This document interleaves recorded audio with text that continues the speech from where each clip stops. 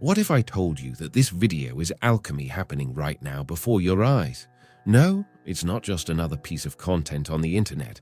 And if you clicked, if you're here, it's because something inside you asked for this. Asked for change, asked for truth. In spiritual alchemy, nothing is by chance. Chance is just an unrecognized law. Everything follows a principle. Everything is mental. Everything vibrates. Your thought was the cause. This video is the effect. You feel it. Because even if your mind questions it, deep down you know, this is no coincidence. The Kybalion, this veiled work, guarded for centuries among initiates, doesn't show up for everyone. It only appears to those who are ready to break the veil of illusion and begin transforming their own reality from the inside out. Being here now is your sign, and it doesn't matter if you understand everything or still feel lost. The truth is, you don't need more information. You need to remember. And what's going to be said here will help you do exactly that. Because at the end of this video, I'm going to show you how to use the 7 principles of the Kybalion to completely change your reality in a practical, direct, and definitive way.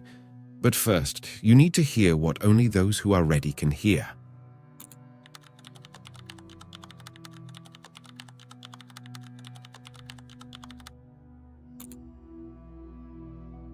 Long before modern science, even before religions were structured as we know them today, there was a name whispered among priests, philosophers, and initiates: Hermes Trismegistus. Thrice great, thrice master, thrice initiated into the deepest mysteries of creation. He is the point where 2 ancient cultures meet. In Egypt, he was Thoth, the god of wisdom, writing, and time. In Greece, he became Hermes, the messenger between worlds, patron of hidden knowledge and divine communication. The fusion of these 2 figures resulted in an archetype so powerful that its influence crossed centuries, hidden among symbols, ciphers, and coded words. Hermes was considered the founder of the first mystery school in Egypt, a temple where knowledge was not handed out directly but experienced by those who were ready to receive it. His teachings were so secret, so sealed, that they gave rise to the term we still use today: Hermetic knowledge, a locked wisdom, inaccessible to the superficial gaze, reserved only for initiates. Like a spiritual vault guarding the laws that govern the invisible. About 35 works were attributed to him, many of which were lost in the fires that destroyed the Library of Alexandria. But a small part survived, and it was this spark that lit the flame of a work that would pass through the centuries: the Kybalion. Written in 1908 by authors who chose to remain anonymous, signing only as the 3 initiates, the Kybalion is not an ordinary book. It is a treatise, a coded compendium that synthesizes the entire essence of original Hermeticism. Although it may seem recent, its foundation is ancient. The language may have been adapted to the modern world, but the content pulses with the same energy as the hieroglyphs carved into the stones of the Temple of Hermopolis. This oral and vibrational lineage was never meant to be popular. That's why few have heard of it, and even fewer have understood it. All is mind, the universe as a living thought. And it is precisely because of this silent legacy, passed on in an almost invisible way, that the first principle revealed in the Kybalion has such a deep impact: mentalism. According to this law, everything that exists, absolutely everything, is mind. The entire universe, with its planets, galaxies, cycles of nature, human emotions, ideas, and memories, it's all a living thought, vibrating within the consciousness of the all. This is not a metaphor. For the initiates, this is literal. You are not observing the universe from the outside. You are inside it. More than that, you're inside the mind of God. Imagine a mind so vast, so powerful, that everything it thinks manifests as reality. That is the essence of the all. The primordial consciousness. The source. The Hindus called it Maharatma. The cosmic mind. The Gnostics, Pleroma. The Hermetists, simply the all. But what does that mean in practice? It means that the reality you live in right now is directly shaped by the quality of your thoughts. Everything begins within. Nothing moves out there without first moving in here. The mind is the matrix. your perception, your mental patterns, your deepest beliefs. All of that functions as the brush with which you are painting your existence. It's as if we are living inside a simulation, but a simulation created by spiritual laws. And the most surprising part, you actively take part in this creation. Your thoughts, emotions, intentions, and vibrational states directly affect the events around you. This truth is behind everything the ancient masters taught. That's why Buddha said suffering is born from the mind, why Jesus said faith can move mountains, and why Hermes revealed that everything is mental. Modern quantum physics is beginning to align with this idea. The famous observer effect, which shows how the behavior of particles changes depending on the presence of an observing consciousness, is just one of many pieces of evidence that the mind influences matter. So, if the universe is mind, and you are a spark of that supreme mind, what is stopping your life from being consciously shaped? And when you begin to understand that everything is mind, that reality is shaped from the inside out, a question naturally arises. Then why do things seem to happen so randomly? Why do some people suffer so much, while others move through life with ease?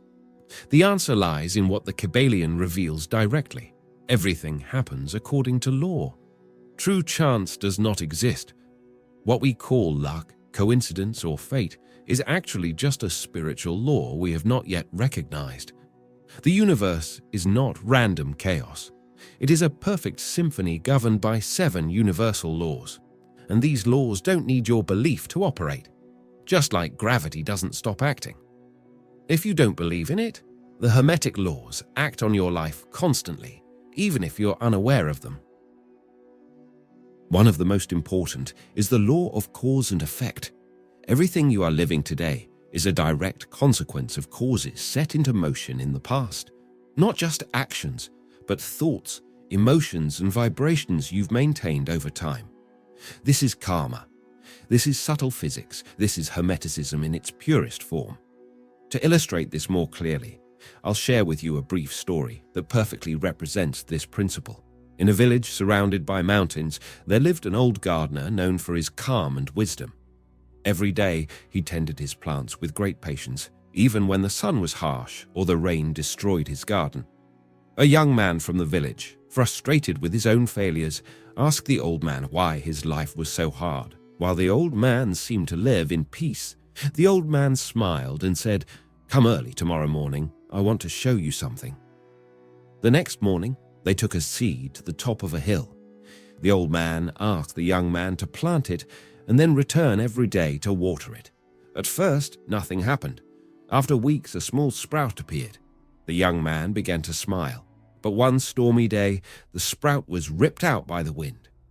Frustrated, the young man shouted, "See, nothing ever works out." The old man calmly replied, "You want to harvest an oak tree with the patience of a flower. That was just one cause among millions. Your life is the sum of all the seeds you've planted, whether you were aware of them or not. Some sprout quickly, others take years.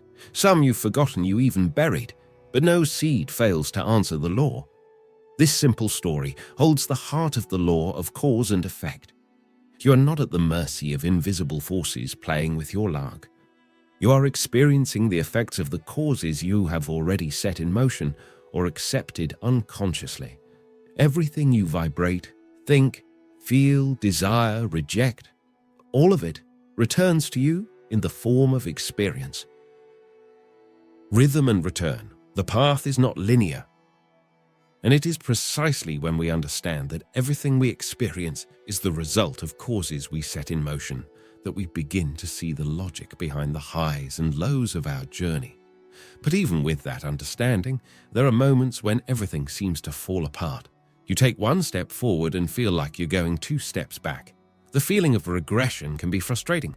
However, this too is governed by one of the 7 laws, the law of rhythm. This law teaches us that everything in life moves like a pendulum. Everything flows, everything ebbs. Emotions, energy, relationships, finances, health, spirituality.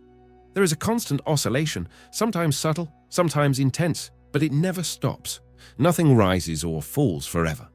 Just as the sea has its tides, as day turns into night, as winter comes before spring, your life also goes through inevitable cycles. These cycles don't mean failure. They are part of the sacred mechanics of the universe. The financial market itself, for example, is a practical expression of this. Experienced analysts know that continuous growth is an illusion.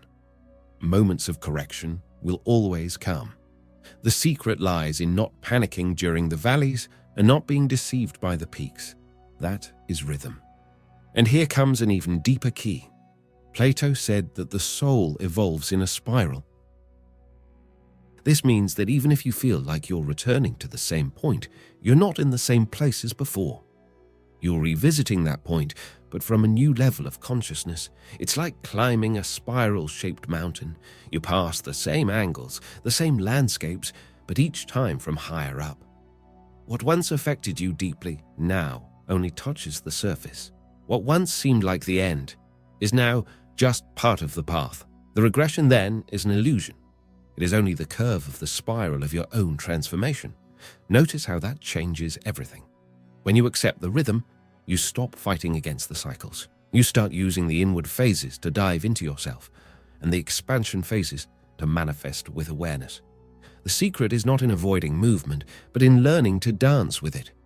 And if rhythm shows us that everything oscillates, polarity reveals that everything also has two sides of the same essence. Life is not made of absolute opposites, but of variations in frequency within the same vibrational line. What we call cold and hot, for example, are not different substances, but simply different intensities of the same phenomenon, temperature. And the same applies to emotions like fear and love, sadness and enthusiasm, chaos and order. These seemingly opposite pairs are connected by an invisible bridge, the degree of vibration. The more subtle the vibration, the higher its expression. Matter vibrates slowly, so it appears solid, dense, limited. When the vibration speeds up, matter becomes energy. Faster still, it becomes light. Even faster, spirit. And at the highest point, this vibration merges with the one itself, what we call God. Here lies the secret of transmutation. You don't need to stop being who you are or try to eliminate your shadow. What you need to do is raise the vibration of what already exists within you. Fear can be transmuted into courage. Attachment can become conscious love. Anger can turn into transformative action. And pain, a catalyst for awakening. This is the essence of true alchemy. Not turning lead into physical gold, but transmuting internal states, changing the vibrational degree of a lower state into a higher one, without denying the nature of what is being transformed. Just like an alchemist works with fire, with timing and intensity of the flame to reach the elixir, the practitioner of Hermetic wisdom learns to observe their inner states and act with intention to raise their frequency. That is inner alchemy. That is vibrational mastery. That is awakening. Purpose in motion, the little dots that guide the path. And it's at this point in the journey that something begins to move silently but powerfully within you. A shift that's almost imperceptible, yet transformative. As you apply the Hermetic principles and cultivate the practice of inner transmutation, you become more aware of yourself. And with this new awareness, you realize that what you used to call your life purpose might have only been an invitation, a little ball thrown ahead by your soul, not as a final destination, but as a tool the universe used to get you moving. How many times have you chased something with all your energy, believing it was the peak of your mission, only to realize, once you reached it, that it no longer made sense? It happens to everyone who walks the path, and it's not a mistake. Hermes Trismegistus said the path reveals the seeker. That means you don't have to know everything before you begin. The veil lifts as you walk. You find yourself through the search. Every desire, every goal, every dream that once pulsed inside you was the exact reflection of your consciousness at that moment. And when your consciousness changes, your desires change too. That's why so many dreams die before coming true. Not because you failed, but because you changed. The version of you that wanted that is no longer in charge. It's been replaced by a new identity, more conscious, more connected, more refined. And that's not failure, that's evolution. Purpose contrary to what people often teach, is not something fixed, unchanging, carved in stone. It is alive. It breathes with you. It moves as you transform. Imagine you're in an open field throwing little balls ahead of you. You run toward one, commit to reaching it, dive in head first, but along the way, another ball appears. Maybe it's brighter, maybe it feels lighter, maybe it's more challenging, and it's natural to want to go after it. The previous ball wasn't in vain. It served its purpose, to pull you out of inertia, to push you to the next level. Each of those little balls is a sacred stage. They're what shaped who you are becoming. They're what taught you to trust the movement, to open up to the new, to expand your perception of what's possible. The mistake would be clinging to a ball that no longer vibrates with your soul, just out of fear of seeming inconsistent. But what appears to be inconsistency is often just the reflection of a soul that's expanding. And maybe, right now, a new ball is beginning to show up. It might be subtle, like a restlessness deep in your chest, a recurring thought, a desire to move to a new city, to change careers, to study something you've never considered before. And even if it doesn't make sense yet, even if your mind tries to dismiss the impulse, there's something there. A new cycle wanting to be born. That's the invitation of awakened consciousness, to realize that purpose is not a straight line leading to a place. Purpose is a constantly rising spiral. With each turn, you see the world from a new angle, and what once seemed fundamental now feels small. That's not devaluation. It's clarity. You no longer have to blame yourself for changing your mind. You no longer have to feel ashamed for letting go of an old dream. Every ball you chased was necessary. Every path, every detour, every apparent mistake was, in truth, the next right step. Because purpose isn't out there, in a trophy to be won. It's inside, and it reveals itself with every step, with every yes you give to your process. And as long as you keep throwing those little balls, as long as you keep allowing yourself to move with curiosity and presence, the path will never stop revealing itself. Because purpose isn't about arriving, it's about continuing. And as long as there's movement, there will be meaning. All the laws are one, the source code of the universe. And as new little balls appear and your path becomes clearer, you start to realize that none of this is random. There is a code behind reality, an invisible pattern that weaves everything together, silently, like a spiritual thread connecting all the experiences you've had up to now. This thread is made of the 7 Hermetic laws, and the more you understand them, the more you see that deep down, they're all different expressions of a single wisdom. That's why, when you try to understand one law in isolation, you quickly find yourself touching the others. Talking about rhythm inevitably means talking about polarity. Understanding cause and effect is impossible without recognizing mentalism. It's like trying to separate the threads of a tapestry without unraveling the whole design. Each law is an aspect of the all. Each one reveals a facet of how the universal mind operates. Mentalism is the structure that holds everything together. It states that all is mind, that everything begins with thought, with creative consciousness. It is the starting point of everything. Correspondence acts as the bridge between worlds, as above, so below, as within, so without. It allows us to read the signs of the outer world as reflections of our inner universe. Vibration shows us that nothing is at rest. Everything pulses, everything moves, everything vibrates at some level. This law reveals the dynamic flow of creation. Polarity shows that everything has two sides, two extremes of the same thing, hot and cold, love and fear, light and shadow. This law teaches us to transmute by consciously shifting from one pole to another. The law of rhythm shows that everything moves in cycles. The universe breathes. The tides rise and fall. Life pulses between highs and lows. This law invites us to dance with acceptance and the wisdom of timing. Cause and effect reveals that nothing happens by chance. Every action generates a reaction. Every choice plants a seed. Reality responds to what you put out, consciously or unconsciously. And the law of gender shows that everything holds within it both the active and receptive principles, the creative impulse and the creative receptacle. Life is born when these forces are in harmony. Together, these laws form the foundation of the source code of the universe. They are the invisible engine that drives creation. Most people go through life being pulled by them, reacting to their effects, without knowing they could navigate them consciously. But those who learn to observe these principles in action, who study and live these patterns with awakened attention, become the alchemists of their own reality. How to use the Kybalion to change your reality once and for all.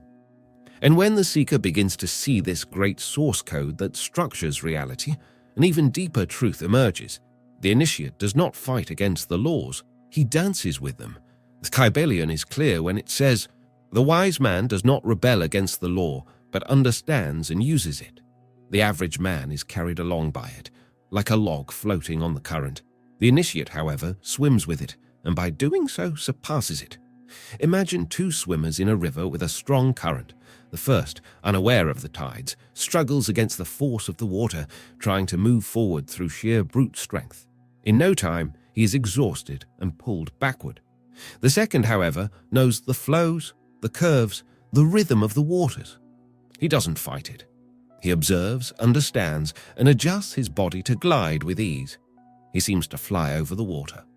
That is the difference between someone living unconsciously and someone awakened to the laws. The first lives in conflict, trying to change the outer world without understanding the inner world. The second changes their frequency and watches the world shift around them. When you understand mentalism, you begin to watch your thoughts. When you understand correspondence, you begin to see how external patterns reflect what's inside. When you understand rhythm, you stop punishing yourself during the lows and start respecting your own rising cycle. True power is not in control, it is in alignment. This is the secret of the masters. They are not trying to force life, they align with it. They create not through effort, but through vibration. And now that you've also started to see all of this, the question comes that changes everything. How do you use the Kybalion in practice to change your reality once and for all? You are not here just to admire concepts. You're here to activate this in your own life, and it's possible. You just need to start living according to these laws. Let's look at each one of them calmly now, in a direct way, with real examples so you can apply them today. Mentalism. Everything starts in the mind. Your reality is a direct reflection of your dominant thoughts. If you think scarcity, you experience lack. If you vibrate fear, you attract experiences that feed it. What to do? Watch your inner dialogue. Start the day with positive affirmations. Visualize every day the reality you want to live as if it's already happening. Avoid negative conversations and content that brings you down. All of that pollutes the mental field. Practical example. Instead of thinking, "I never have enough money," switch to "I create opportunities for prosperity every day." Correspondence. What happens on the outside is a reflection of what's happening inside. Is your relationship confusing? Look at how your inner dialogue has been. Is your house messy? Maybe your mind is too. What to do? Bring order to the micro. Taking care of your room, your nutrition, your body reflects in the macro. Practical example. Start by tidying up your space before making important decisions. It changes your vibration and clarity. Vibration. Everything vibrates. Everything is frequency, and you only attract what matches your vibration. Want love? Vibrate love. Want peace? Vibrate peace. What to do? Raise your frequency with silence, meditation, nature, music, art, laughter, gratitude. Practical example. Keep a gratitude journal and write down 3 things you're grateful for every day. It shifts your frequency in under 3 minutes. Polarity. Everything has 2 poles. Cold is the absence of heat. Hatred is misdirected love. You don't need to eliminate the negative. You need to shift the degree. What to do? Transmute. When you feel anger, channel it into movement, action, art. When you feel fear, observe how much of it can become awareness or caution. Practical example. Instead of running from sadness, use it as fuel to search for something more meaningful. Rhythm. Everything has highs and lows. No one vibrates high all the time, and that's okay. Accepting your cycles is aligning with nature. What to do? Learn to rest in the valleys and take action during the peaks. Avoid making major decisions during low moments. Practical example: on a low-energy day, allow yourself to slow down without guilt. That is rhythmic wisdom. Cause and effect. Nothing is by chance. Every action creates a consequence. What you're living today is the result of seeds you planted before. What to do? Plant differently now. Change your habits, your thoughts, your posture. Practical example: if you're constantly stressed, check your sleep, your nutrition, your rest cycles. Small causes, big effects. Gender. Everything contains both masculine and feminine principles. The masculine is action. The feminine is intuition, gestation. Balancing these forces within yourself is essential to create a stable reality. What to do? Act when it's time to act. Withdraw when it's time to feel. Value intuition as much as planning. Practical example: before making an important decision, listen to your intuition first, then apply it with clarity and focus. You don't have to get everything right. You just need to align your being with the law. When you change internally, the universe responds. It always has. But now, you're starting to hear it. And before you go, there's something really important waiting for you. In the first pinned comment, I've left the book The Kybalion for anyone who wants to get it and dive even deeper into this ancient knowledge. And if in any way this video touched you and you feel like supporting this work, I've also left a direct link for contributions. This really helps keep the channel going and spread this message to more people who, just like you, are ready to awaken. See you in the next video.